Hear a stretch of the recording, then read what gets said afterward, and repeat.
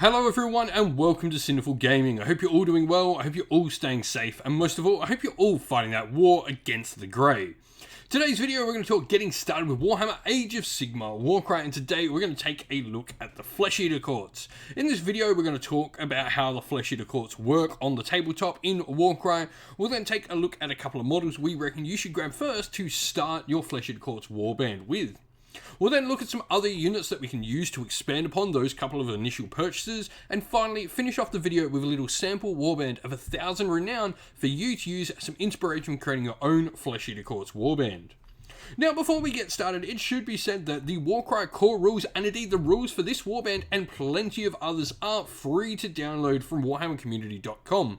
Simply head on over to the download section of that website, go under the Warcry header, and you'll find all the stuff you need downloaded.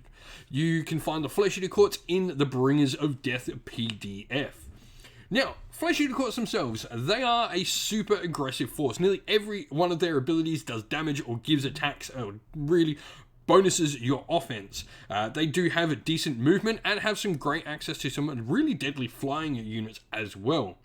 They do lack defense though. This is their big weakness, with nothing at all in the warband above a defense 4. They have some healing though, and a few high wound models though, which do make up for this somewhat.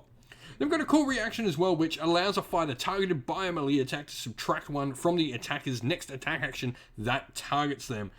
Pretty cool stuff, you know, when you're not that awfully tough. This can be really clutch for the Flesh Eater Courts. And so, to get started with for the Flesh Eater Courts, the Abhorrent Archregent I think is a great place. First of all, this is one of the cheaper models for your hero options without you having to buy a box, and it's also the newest Flesh Eater Courts miniature we have available. It's a fantastic sculpt to start off with. Now, it comes in at 205 renown, toughness 4, but 25 wounds, making it pretty survivable. 4 attacks at strength 4, 3-5 on the damage is nice as well. And you can also get the quad out of this model of your hero abilities called Stir of Black Hunger, where until the end of the battle round you add 1 to the attacks characteristic of melee attack actions made by visible friendly fighters while within 9 inch of this hero. Now, to go along with this, Crypt Ghouls are a good way to bolster up the numbers. You've got a decent amount of heavy hitters in your force, but you are going to need the bodies because your heavy hitters do generally take up quite a few of your points, and Crypt Ghouls are good for getting bodies and extra activations into your warband. Coming in at only 55 renown each, they are only toughness 3 and 8 wounds, so they're not going to be sticking around too long. 3 attacks at strength 3, 1-3 on the damage is nothing to write home about either, but like I said, what these are going to do is allow you to make cheap activations where your opponent's not going to be able to see where your big heavy hitting pieces are going in your warband. I think they're essential if you're wanting to play Flesh Eater Courts. Looking at where to go next. Now, the next box set, the Crypt Horrors and Crypt Flayers, are actually inside the same box set, and this box set will give you the vast majority of different units you have access to. They'll contain not only the Crypt Horrors and Crypt Flayers, but your Crypt Haunter Courtiers, your Infernal, and your Infernal Courtiers as well, so just a ton of different options in this kit. One box of this could set you up for a long time in Warcry.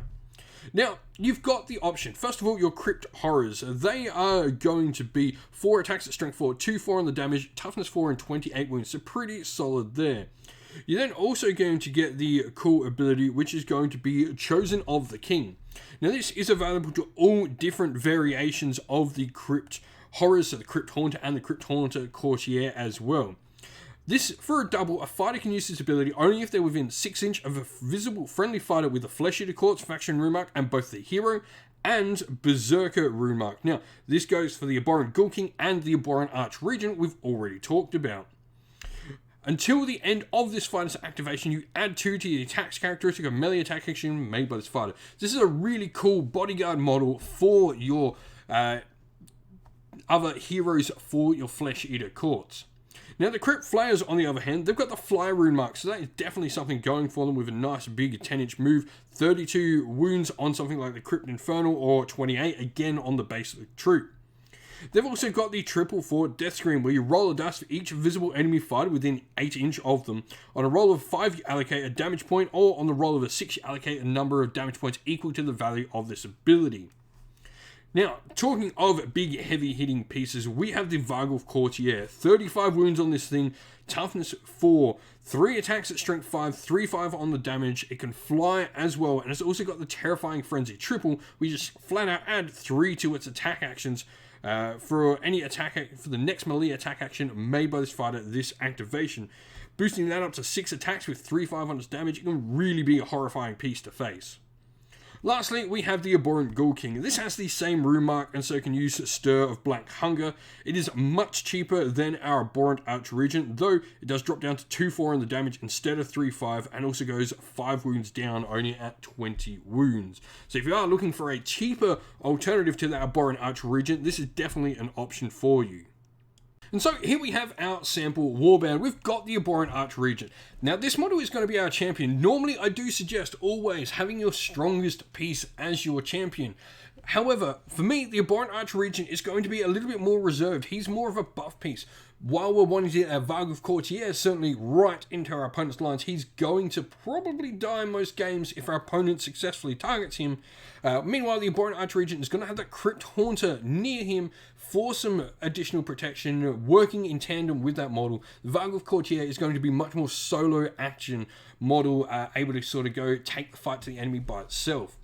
Now, fighter-wise, we've gone just 5 Crypt Ghouls. Like I said, these bring activations to the table for your Flesh Eater Courts Warband. You can use these early in the turn, use them later in the turn, space out your heroes more, and make your opponent have to make choices based off not knowing, hopefully, what your big heavy hitters in this force are doing.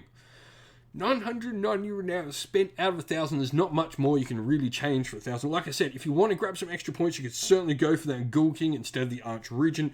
That would get you back an extra 40 points, which, you know, is not going to be enough to get you any of these models particularly upgraded. You could go to a Crypt Haunter Courtier instead, if you really wanted to. But 132 wounds is in that sort of middling range, though most of this is put into those 3 models. And then 8 activations is solid, you know, it's that 8 to 11 that you probably see as average for Warcry. If you've been playing with Flesh Eater Courts and you've got some ideas of how you want to run them in Warcry, let us know down in the comments below. And so that is the end of the video. Thank you all for watching. We hope you enjoyed it. If you did, please don't forget to leave a like and subscribe to the channel. And while you're at it, why not come join our Discord server as well, which you can find linked in the video's description. Also linked in the video's description is the best way to help support the channel via Patreon or YouTube members. If you'd like to help support either, it would be greatly appreciated as it goes towards making the channel better and better at doing what we continue to do here. We'd like to give a special shout out to all our Patreons and YouTube members, so a thank you to our Patreons: Christian Weir, Soren, Greenskins Gaming, Kenny Lowe, Outer and Shot First, Andrew Bowen, Nathan Fee, The Rising Ape, Q Dynamic, Anthony B, JJ Austrian, Average Wargamer, Domir, Mark Harvey, James Cater, Derek, and GRP390.